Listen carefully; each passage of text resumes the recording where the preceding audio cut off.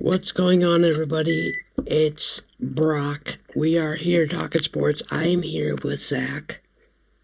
Hello there. There we go. We're back. We're trying to do this more consistently. But if we don't, it's probably my fault. Um, let's talk about the NFL. So first off, tonight there was a Monday Night Football game. The Minnesota Vikings beat the San Francisco 49ers 22-7. Jordan Addison had 2 touchdown catches for 100 and something yards. He looked pretty good. Vikings beating the 49ers. I did not have this one coming. Zach, what do you think about this? Because I think this is a shocking upset. And I don't think a lot of people had the 49ers losing tonight. What do you think? A lot of people did it. I don't know if I was one of them. I don't remember if I picked the Vikings or the 49ers to win. I'm pretty sure we both had 49ers. Okay. Well, even though I think this is a good win for the Vikings. I think this win kind of sealed another year, if not more years to come with the Vikings for Kirk Cousins. Because of all the trade rumors that were going on around him in Minnesota and possibly trading him to Washington or New York or somewhere that they need a quarterback desperately. So I think he's shut those rumors down. He's 3 and whatever now in prime time, which is good on Kirk Cousins. I think everybody says that Kirk Cousins isn't like a good quarterback or whatever, what have you. Kirk Cousins can't win these big games. And I think that, 1, he can, and 2, he can win those games. It's just everybody around him doesn't do what their part. He's a good enough quarterback. Now, is he Aaron Rodgers, Tom Brady, Patrick Mahomes, top tier quarterbacks? No, but he's under them for sure. Yeah. He's 100% under them, and I think he shuts up critics a lot, and this is one of those games where he kind of put them in their place. Yeah. I also think we should be talking more about how the Vikings did this without Justin Jefferson. I mean, I think that's huge for the Vikings. They just proved that they can beat a team without arguably the best wide receiver in football. And it was the 49ers who came in 5-1 on the year. I mean, this is huge for the Vikings. Well, they can still be a good team without Justin Jefferson, but players have to step up. Like Jordan Addison. Like they did tonight. But, again, the Vikings are a better team with Justin Jefferson on the field. 100%. Can they still win games without Justin Jefferson? Oh, for sure. But the defense has to play better. The O-line has to play better. The number 2 and number 3 and the slot receiver have to be better. Yeah. I do think that if they did have Justin Jefferson, because he's out for at least 4 weeks? Maybe 2 to 3 more, yeah. Yeah, because I was saying if it was a long-term injury, that would really decrease their playoff chances. Obviously, they're 2-4 or 3-4 now, and they got an outside shot of the playoffs. unless they get hot. But I mean, when we talk about Justin Jefferson, you're talking about an elite wide receiver who can win ball games, can help you win ball games, and he's in the 2 minute drill. He's the guy that you go for. I mean, but now that you know that Jordan Addison, 7 catches for 110 yards and 2 touchdowns, I mean, you've got other guys out there that can really show out. So yeah, I think for the Vikings, this is good momentum for them. Let's talk about a trade. The Eagles trade for Titan safety Kevin Byard. I think that I'm saying that right, or what? How do you say his name? Bayard? Byard. Yeah. Um, Zach, you were talking about how this is going to step up the Eagles defense. Explain more on that. Well, they have I think they're probably one of their best safeties out for a couple weeks. And I was watching ESPN, and they were like, they went out and got a good good safety to cover Blankenship's absence. And I think that's 100% true. Now, was he a stud in Tennessee? Off and on. But I feel like the Eagles' defense is a good spot for him. He's a leader. He's basically what Philadelphia needs on that defense since I mean,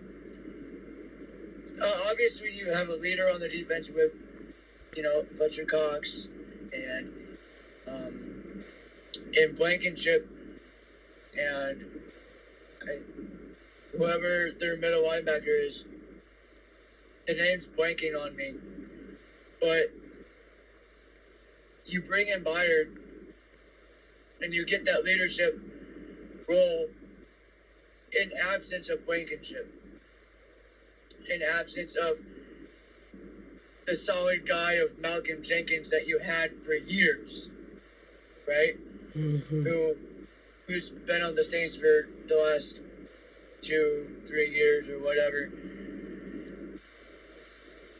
You fill that other leadership role that's kind of gaping with the absence of Malcolm Jenkins in that secondary spot.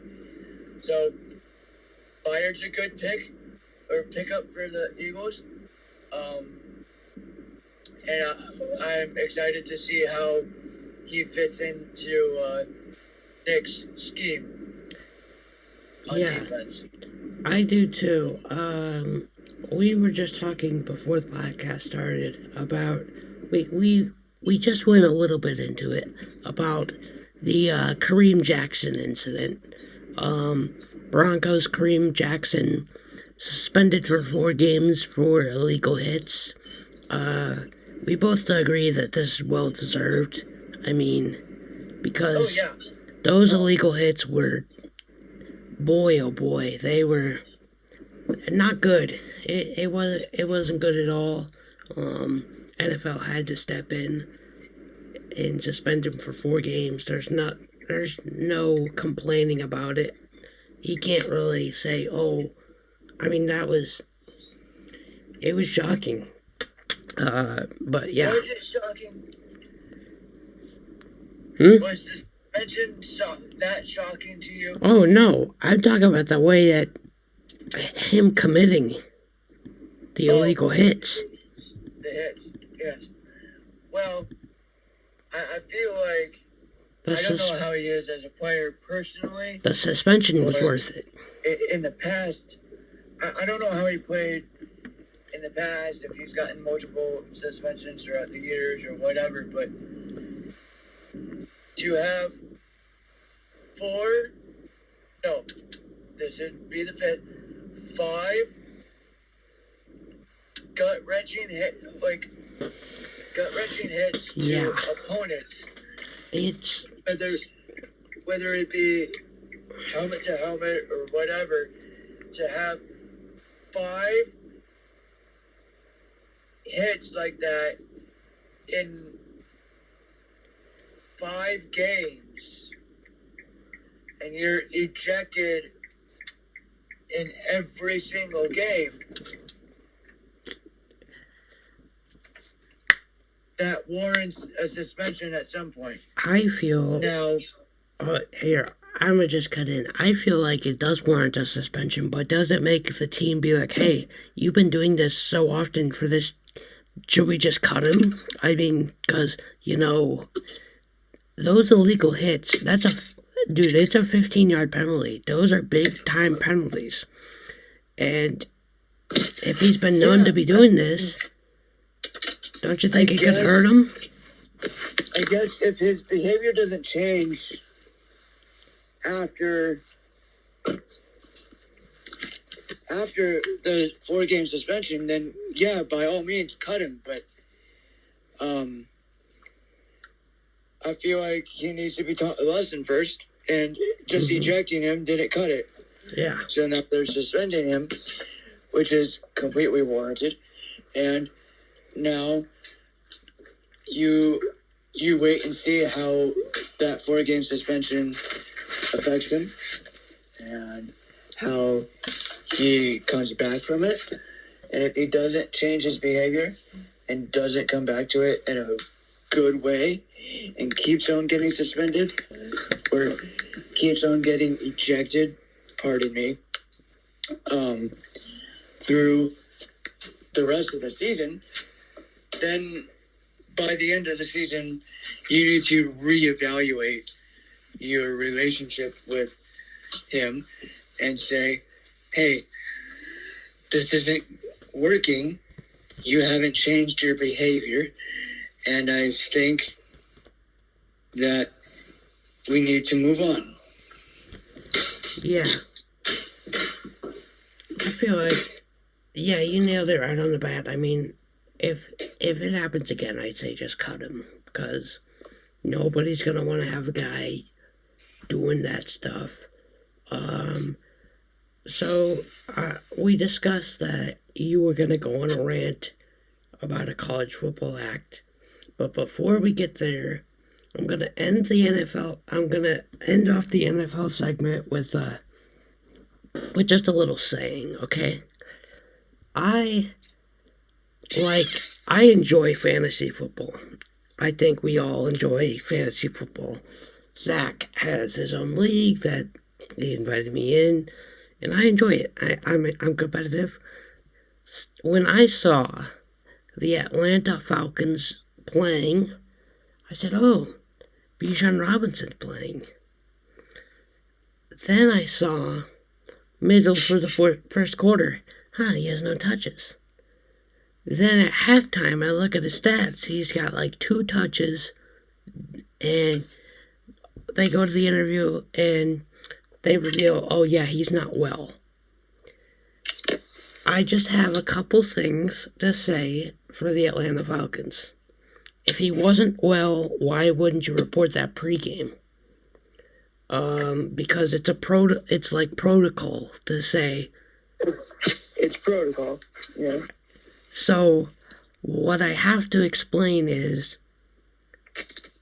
what happened. I need the backstory. If it just happened during the game, I understand. But if it was pregame, we have a big issue.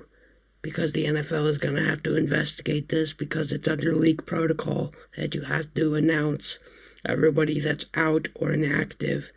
But I guess since he had 6 touches, he wasn't inactive, so they just... Well, yeah, I think...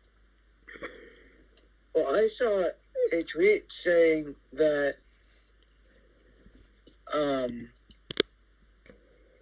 that they knew... He told them Saturday or something like that.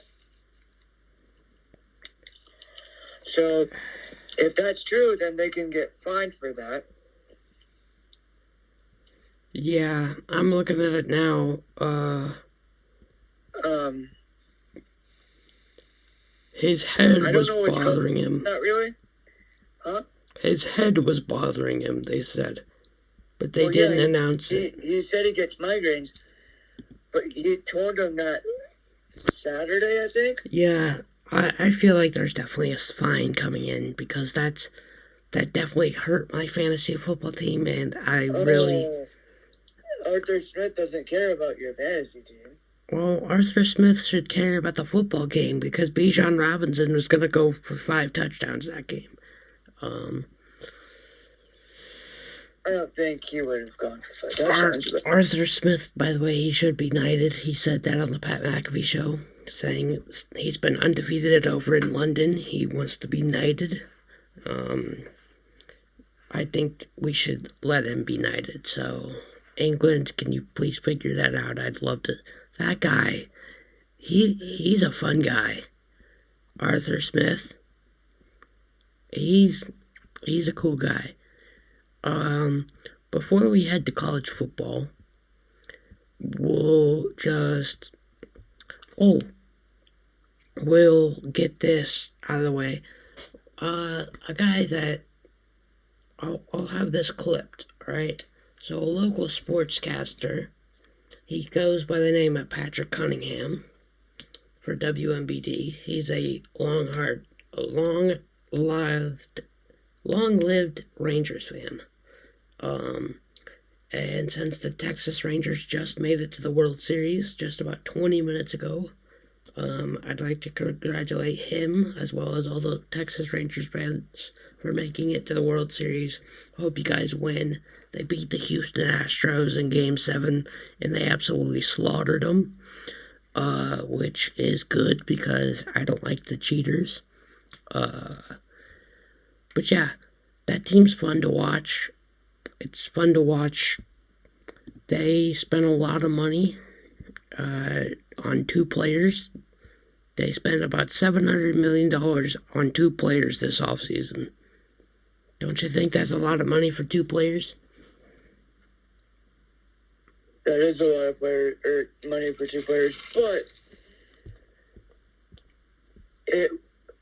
look at the now. I know that we have strayed away from football, but look at what the Rams did. They went all in on Von Miller. They went all in on Odell Beckham Jr. And look at where they ended up. The Super Bowl. Yeah. They won the Super Bowl. They put all their chips in and won. Now, the Rams did it with more players and all this stuff, but the Rangers did it. So I'm happy for them. I'm happy they beat the cheaters. The Houston Astros should have never been in the playoffs in the beginning. So that's just my opinion. Yeah. And I gotta say, I'm a little disappointed with the MLB postseason because I would be like, this is a fun series. This will be a fun game to watch. No. It's Game 7. Game 7 on after, like, Texas getting blown out 10-zip one game. Or the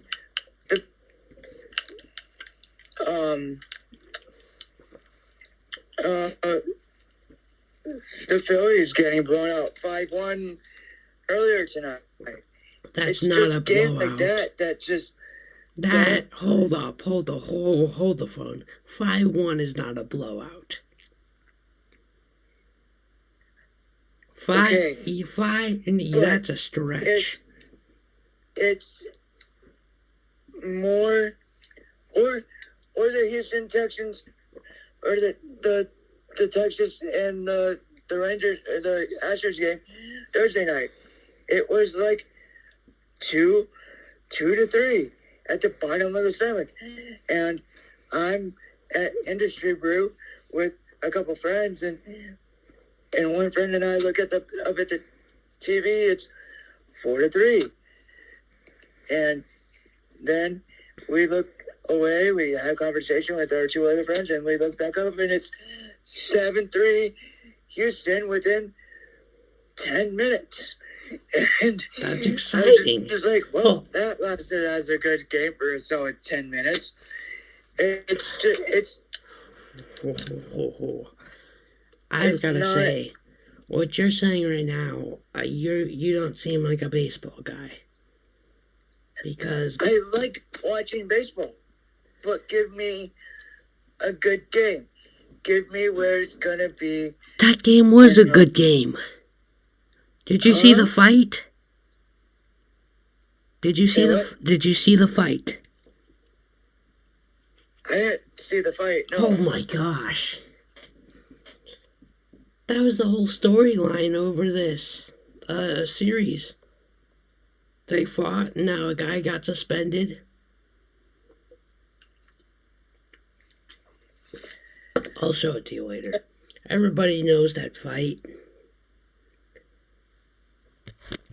But, yeah, it was a good game. Before we go to college football and the scandals and the rigged games, and just I'm not gonna take a rip at it. It seems like you're kind of mad at the Hawkeyes game, so I'm not gonna say anything. Let's talk about the inflation. I'm mad at more than just the Hawkeyes game. Okay, well, save it. Hold on. Well, so remember when I just flashed back to saying that the Rangers had 2 players for $700 million? So, basically, the inflation in not just baseball, but in all sports, it's going through the roof. Shohei Ohtani expected a $500 million contract, which is absurd. Giannis Antetokounmpo just got a 3-year, $186 million extension. And I'm a Bucks fan. I am super happy about that.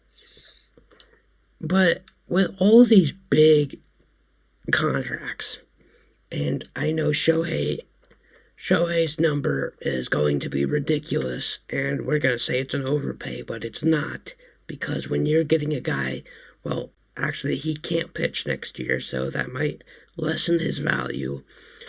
But the projected salary that he's going to get is going to be insane. It's going to be the biggest contract in MLB history, and I think everybody has to prepare for that.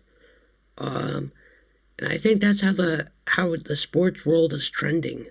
We're seeing centers and offensive linemen in the NFL getting paid $60 million, which nobody ever would have thought would have happened before. If you have a guy, I'm going to bring up a good old center legend. If you ever have a guy like the Colts had with Jeff Saturday, or or where the Steelers had with Mike Pouncey, or the Eagles have with Jeff Saturday, or not Jeff Saturday, Jason Kelsey. Sorry, my bad. That was a slip. We'll get to that. Or the Colts have now with Ryan Kelly.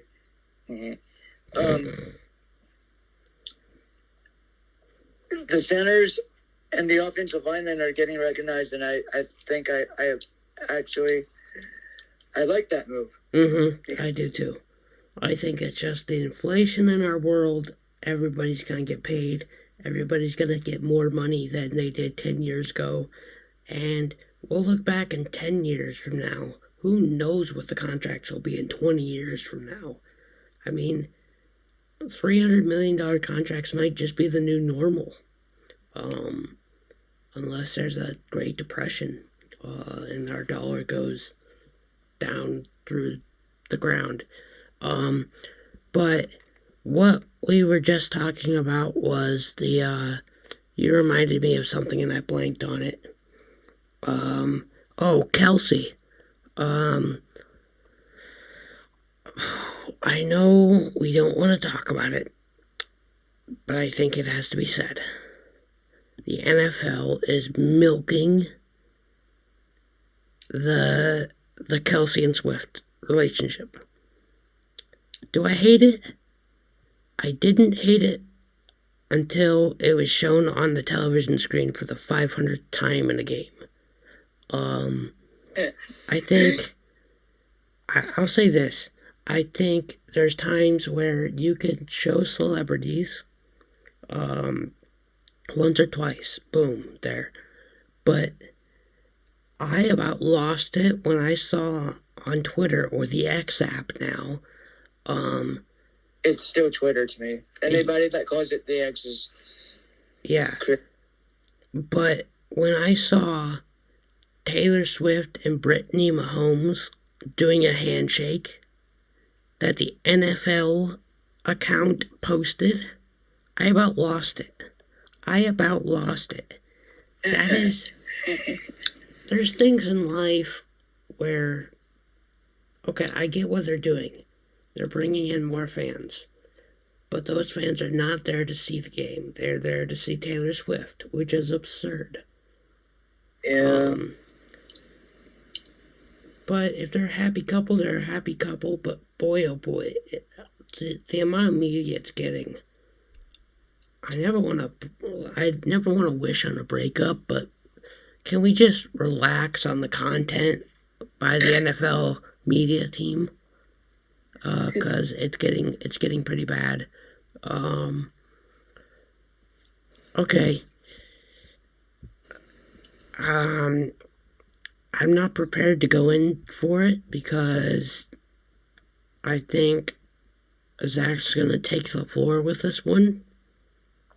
But I have something to say. The Michigan situation, I looked into it. It's pretty bad. It is pretty bad.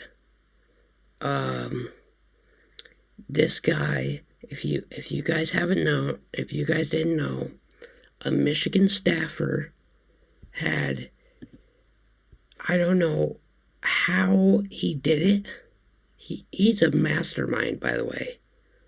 He purchased tickets to more than 30 games over the past 3 years at 11 different Big Ten schools.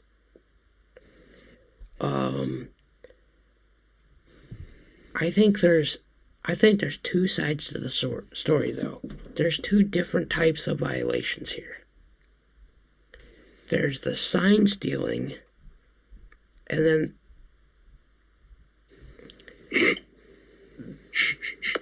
there's What was that? I don't know.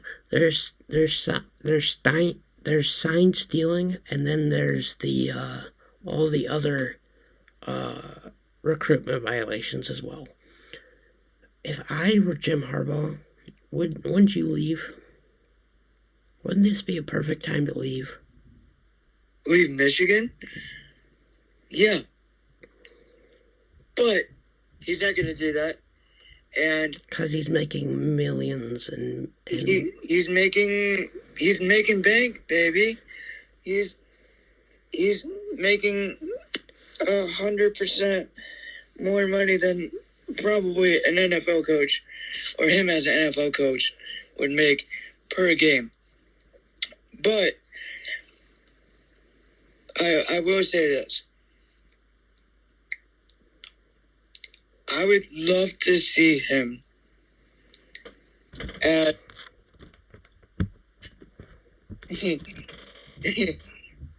Brock's gonna be mad at me. And I feel like he knows where I'm going with this. Just say it. Huh? Just say it. I would love to see him next season as the Raiders head coach. I would love for him to get back into his NFL career as the Raiders head coach.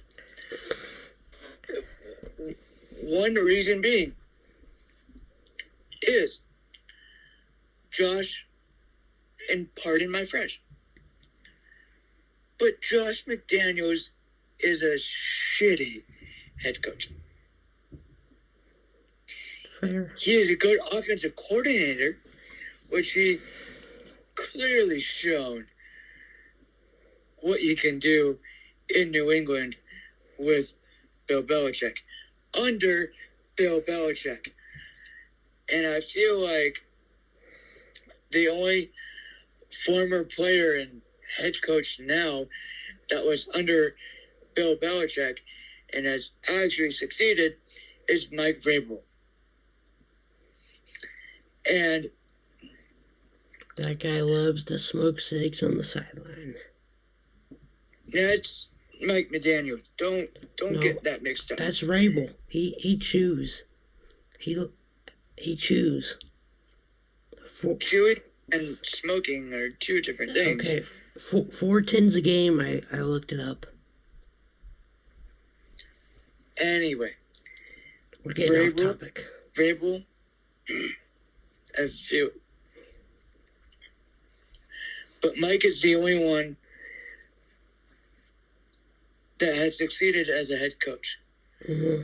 That was under Bill Belichick. And as a former player, I think Pete Carroll was under Bill Belichick at one point, and he succeeded. But I'm talking about modern day era players and coaches under Bill Belichick.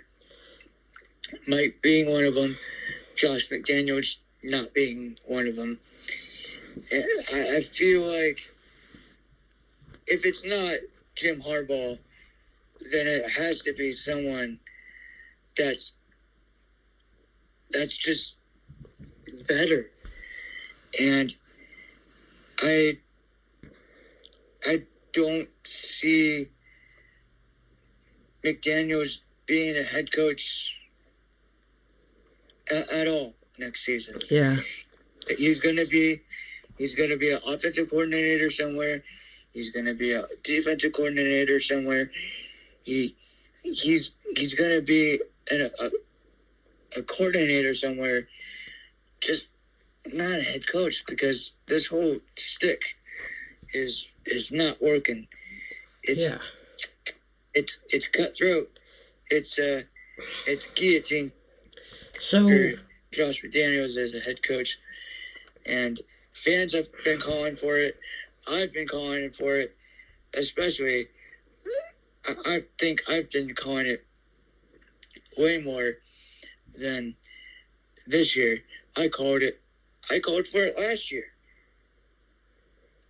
I called for it midway through last season, and just been like,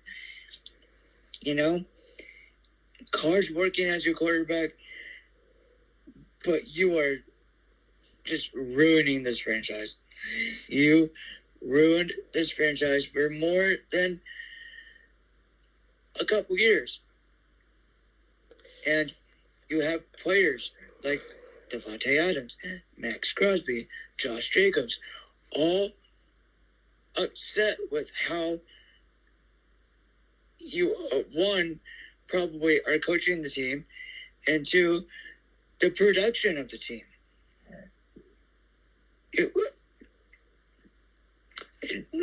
What's Josh McDaniels' record as a head coach, Josh? Pretty bad. Just a little bit back to what I was saying. Do you think Michigan's... What's your thoughts on the sign stealing situation? Have you looked into that? What do you think? I have not, no. Okay. Because I was going to be intrigued to hear from what a different fan's perspective would be on this alleged. I heard nothing of it. I've seen nothing from it. Does that mean that I may or may not have an opinion on it later. The guy's been fired, so just to let that know. He's been suspended with pay. Who has? The guy that was the main. If you look into it, the alleged scout for Michigan that went to different teams' sidelines, paid tickets to go on other teams' sidelines to scout games. I can see how that's illegal, but at the same time, like watching film, that's not illegal. Yeah. So it's just a gray area that I think the investigation is going to have to be more upon. Now that that's taken care of, I think we all know what this is going towards. Zach, as an Iowa Hawkeye fan, I'm not the one who's an Iowa Hawkeye fan. I know. My friend. But I can see the frustration. I just want to hear, because I'll try to pull the clip up because it is an interesting clip. It is the whole well, first off, the whole sequence of events, not just a fair catch signal. Alleged fair catch. Alleged field, but it's crazy. It's a brutal. I think I'm just gonna say this. It was a interesting call because on the punt returners. Okay, so I don't know if you guys will be able to see me. What, am I still in frame? Here, I gotta move this chair. I'm gonna do some instructions. So on a punt return, they have a couple of fair catch stuff, and then just standard punt return. So his arm didn't go above his head for one. I'll say that. Which is for all the non-football watchers the out fair there. Catch signal. You raise your hand above or raise your arm above your head. I got it. Whether it's boom. Right arm. Okay. Your left arm. Mm-hmm. That's your fair catch. Yeah. Here, I'm gonna grab this. I'm gonna grab this moon, for example. Right. Here's our first said ball. Okay. When the punt returner. So there's a couple of things in punt returning that are standard. The motion that he did was not, so it wasn't the fair catch above, it was basically a point, and that is for his blockers. That is for the blockers to know where to be blocking, right? That's just standard, that is standard football punt returning. But I don't know what ref, if it was just one ref that said it, was that? I think. Was it just one ref? Because I know one of the refs signaled touchdown. And they kind of went back to the referee headquarters in New York, and they said that they made the right call, but I saw no.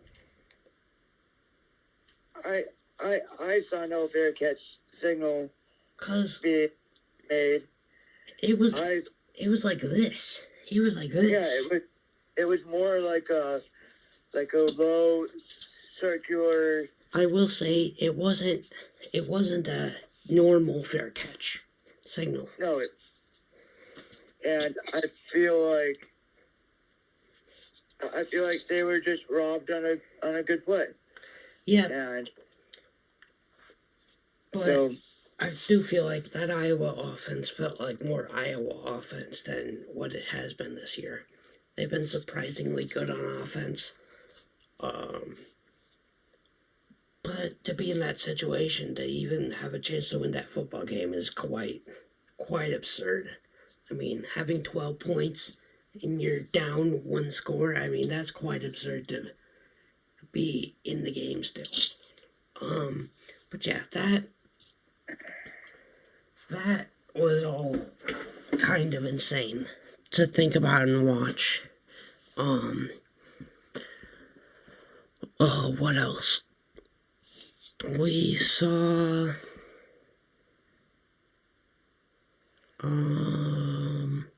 USC has been eliminated from the playoffs.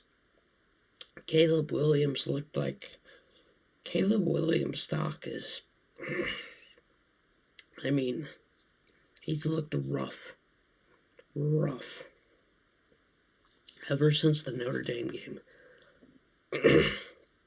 And I'd say the Notre Dame game has really had an impact on him because he's been pretty bad.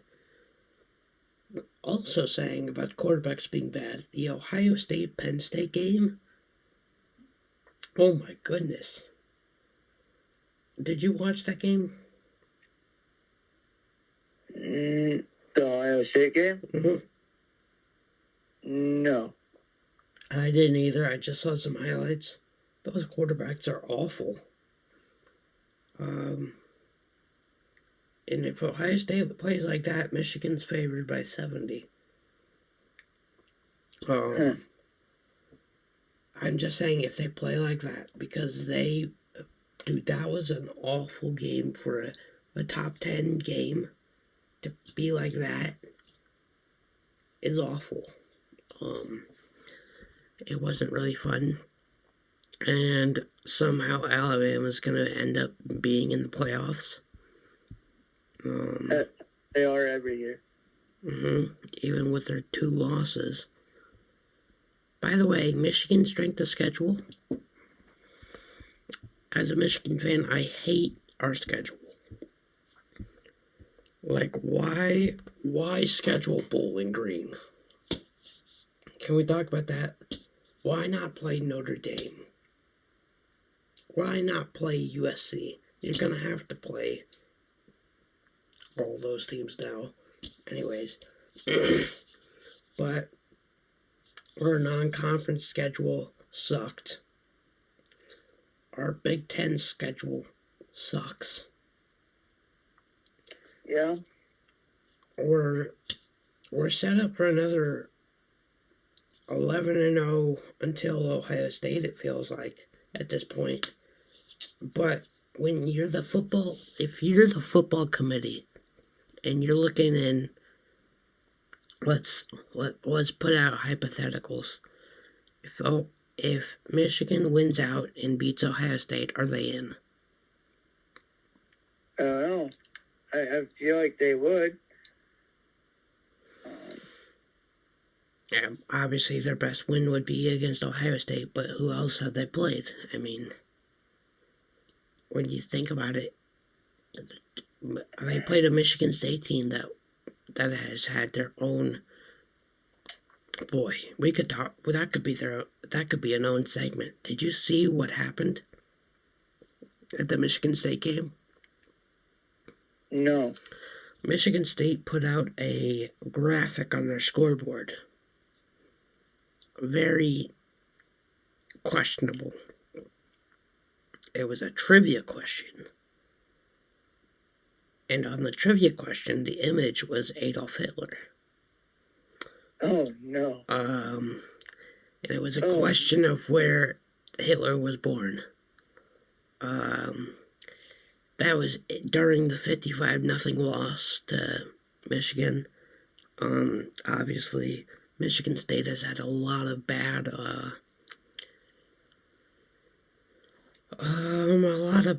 things happen to him.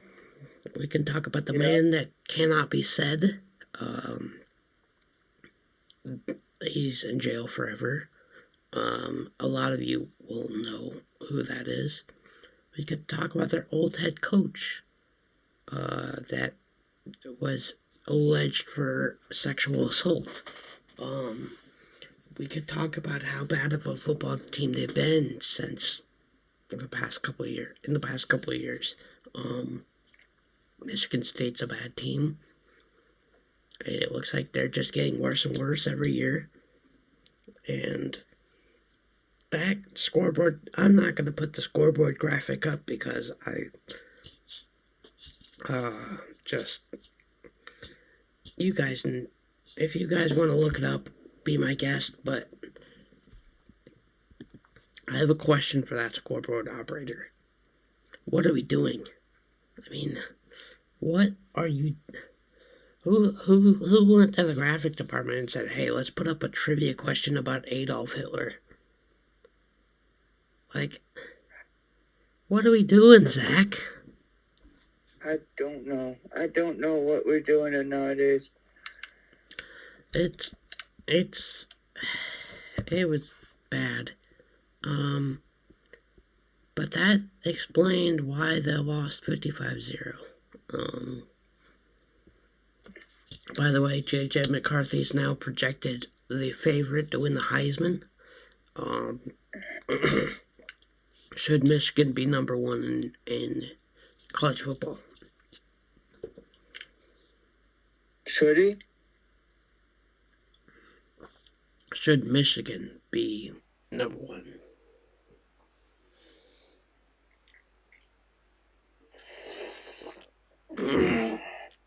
I know what your answer is going to be because you're a biased fan. No, I'm not. Yes, you are. Just like your precious little Bears. Michigan's number 2. Should they be number 1, though? In my opinion, no. But then again, they always find a way to get back into that number 1 spot. Michigan's number 2, and if they beat Ohio State, they'll be number 1. Oh, they definitely will. But if they don't, then they fall. They'll fall out of the playoffs. Exactly. So you just had to win the whole season. Whenever they play Ohio State, it's a win. Win or go home. I mean, literally, game. That's the only game that Michigan fans talk about. It is the game. Who cares about the Michigan-Iowa College Football Championship? No, Big Ten Championship, because that's going to happen, by the way. Which is crazy to think about. How Iowa has always gotten a Big Ten Championship get in. What was it last year? Didn't they lose 49-3 to Michigan? I think so. I mean, can we please switch up the divisions? I mean, it is coming. We got 8 new teams. We're now the Big 26. Because what, we got Oregon. Who do we have? Can we name off the expanded Big Ten? I can't, personally. I don't think I can either. I know it's all West teams. I'm pretty sure it's Oregon. We stole about half the Pac-10. No, half the Pac-12. I know the Oregon Ducks. Can we talk about that trip? Oregon to, Maryland. Oh my goodness. That's a rough trip. Yeah. That flight is rough. Traveling 3 different time zones. You'd have to leave on a Monday to get used to It's interesting. It's going to be interesting how they're going to work that out. The Broncos stink. Who's the worst group? Give me your best and worst football teams. Who's number 1? Who's number 32? You cut out. Who's number 1? Who's number 32 for NFL football teams? Who's number 1? Mm-hmm. I'd say, well, any of the 5-1 teams. So you got Buffalo, you got Philadelphia, you got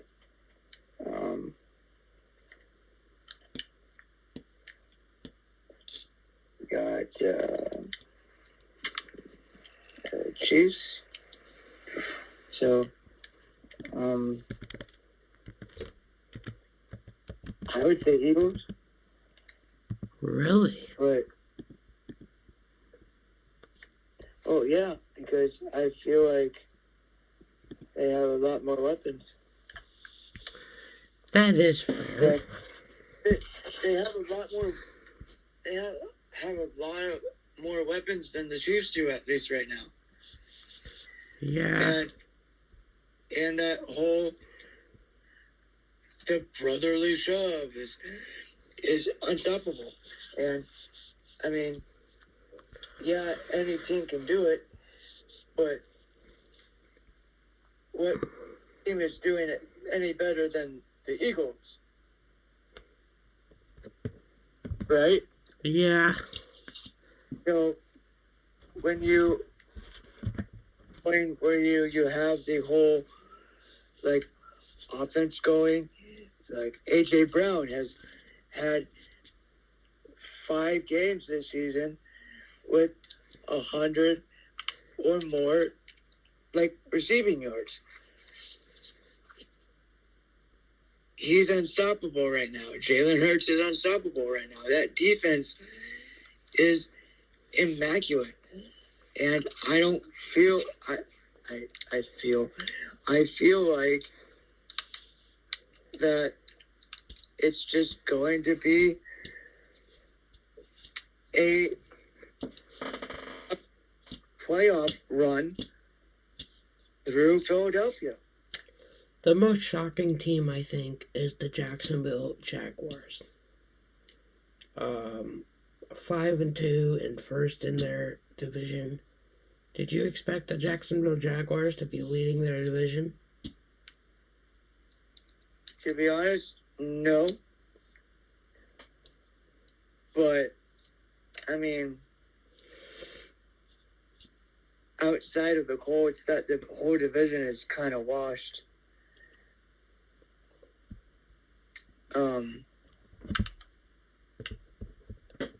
Outside of the Colts? Well, I will say this. The Colts have the youngest roster in the NFL. They have growing pains. They will have growing pains. They're learning as they go along. They get stronger every game. So it seems like the Bears are hot, man. The Bears are hot. I'm not talking about the NFC South. It's the North. I'm not talking about the NFC. I'm talking about the AFC. Okay, Italian. But back to what I was saying is the youngest team in the NFL is going to take years to develop, right? Mm-hmm. And that's good. You have basically T.Y. Hilton 2.0 in Josh Downs. You have a rookie quarterback. Well, not really, not for this year, but next year you'll have a healthy Anthony Richardson with hopefully less designed plays outside where he's gotten hurt the most. And I feel like the coach will do some damage next year.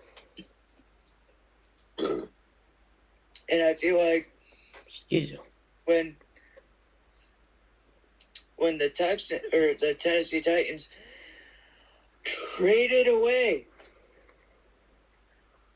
the Eagles' number 2 wide receiver right now in A.J. Brown. That is a wild trade. That set the Tennessee Titans back 5 years. That was a wild trade, I will say. That trade set the Tennessee Titans back. What was the return? 5 years. What was the return on that? For what team? The Titans. What did they get for Brown? They obviously got a first, right? Out of A.J. Brown.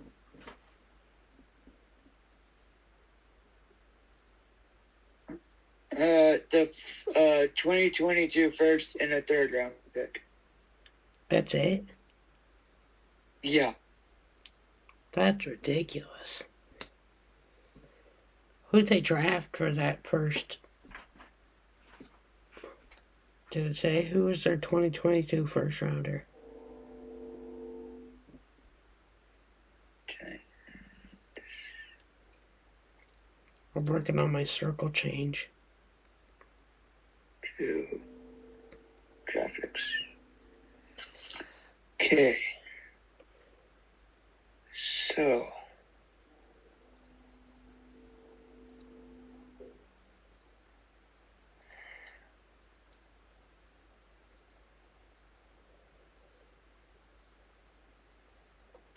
Traylon Burks, he was a wide receiver. Oh, yeah. He's no A.J. Brown, though. No. I don't know if he was. It doesn't seem to give you.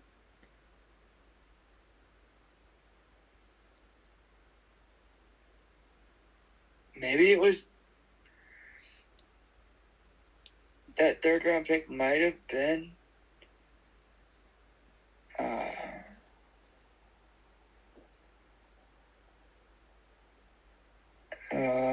Malik Willis. Oh, wow. Well, where is he now? Is he cut? Or is he No, playing? he's a backup to Tannehill. Oh, yeah. I wonder when, or realistically, when his time will be. That's going to be an interesting spot. Hopefully it'll be next season, because I don't see Ryan Tannehill lasting that much longer in Tennessee. You think he's going to retire, or is he going to get released? He'll retire, or he'll get traded.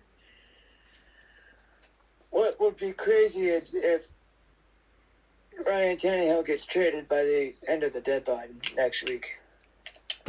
Okay, now that would be a story that we need to talk about.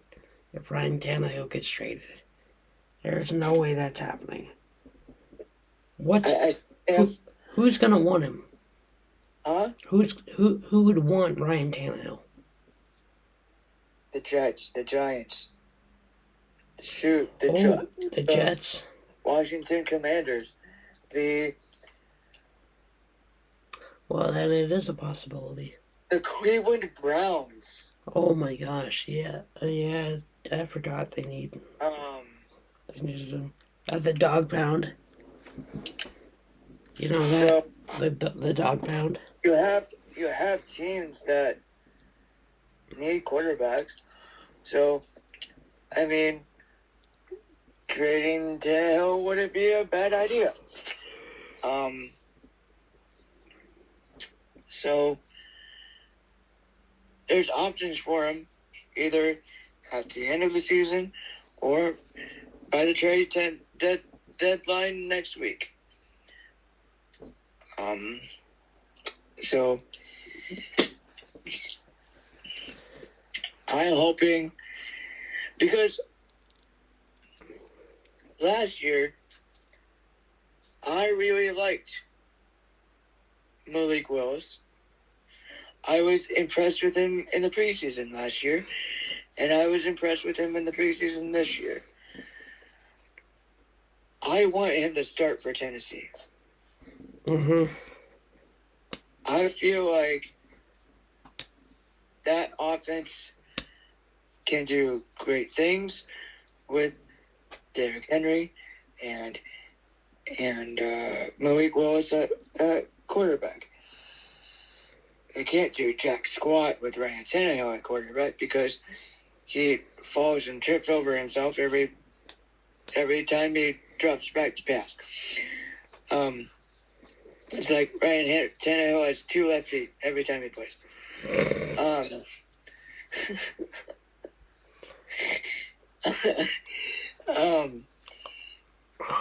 It's abysmal.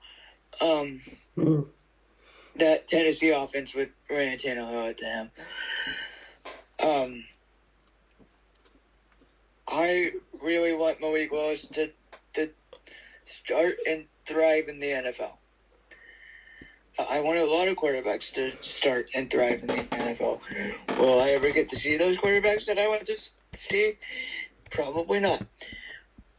Stupid Josh McDaniels starting Brian Hoyer over Aiden O'Connell until it was too late.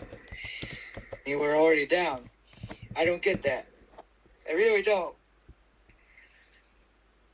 When you name a certain quarterback the number 2 quarterback, which is on the depth chart of the Raiders, it goes Jimmy Garoppolo, Aiden O'Connell, Brian Hoyer.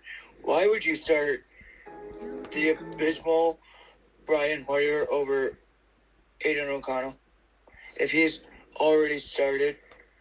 Tyson Bagent. What?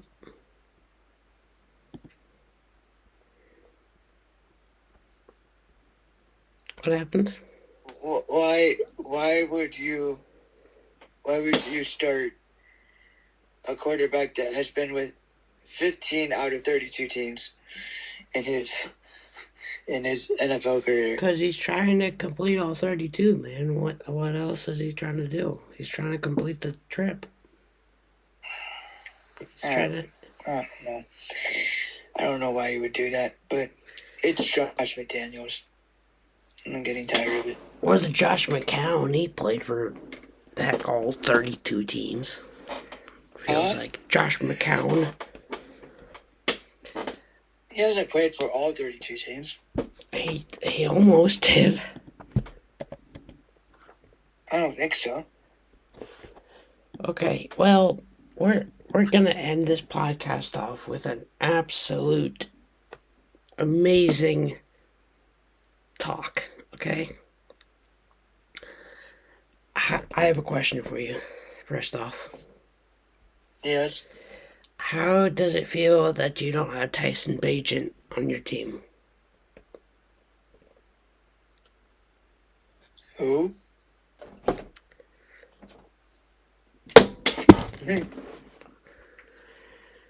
You ruined my segment.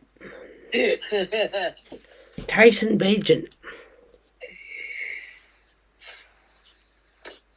Bears quarterback 1, starting quarterback. Okay. He's a rookie. Who did probably the best anybody could have ever thought he did. He handed it off to a running back. No, he didn't. More times than he passed. No.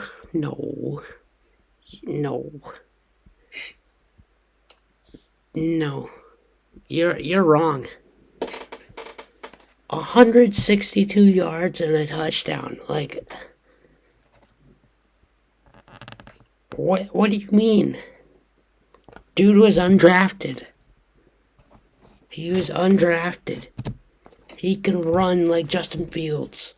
He can throw unlike Justin Fields. This guy is the guy. And you should be jealous. Oh, okay. I'm just saying. The road to the Super Bowl begins now. He's not the next Brock Purdy. Just because... Oh, yeah, he's not, because he didn't go to Iowa State. He was undrafted. He didn't even get drafted, bro. He's creating a name for himself. Yes, but still, he's not going to be the next Brock Purdy. You said who, and in 2 years you're going to be looking back and be like, I'm dumb, okay? I'm dumb. I'm the dumb one for believing in this guy. Because honestly, this Bears team could look a lot different next year. It could be a lot the same. It could be a lot worse. Yeah, it could be. And last year I said, I don't know how you could get worse. But look, we're getting better. We won a game. We won 2. That's 2 more than I thought. Okay? I literally said this team was going 0-16. 2 wins is good enough for me, alright?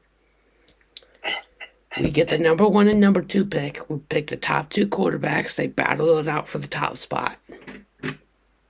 I already figured it out. Or we get the top quarterback in the draft. I don't know if that's going to be Caleb. And then we draft Marvin Harrison Jr. You are not going to get Marvin Harrison Jr. We're projected number 1 and number 2 pick. That's going to happen. Just throwing it out there. You're just jealous. I don't think he's going to go there.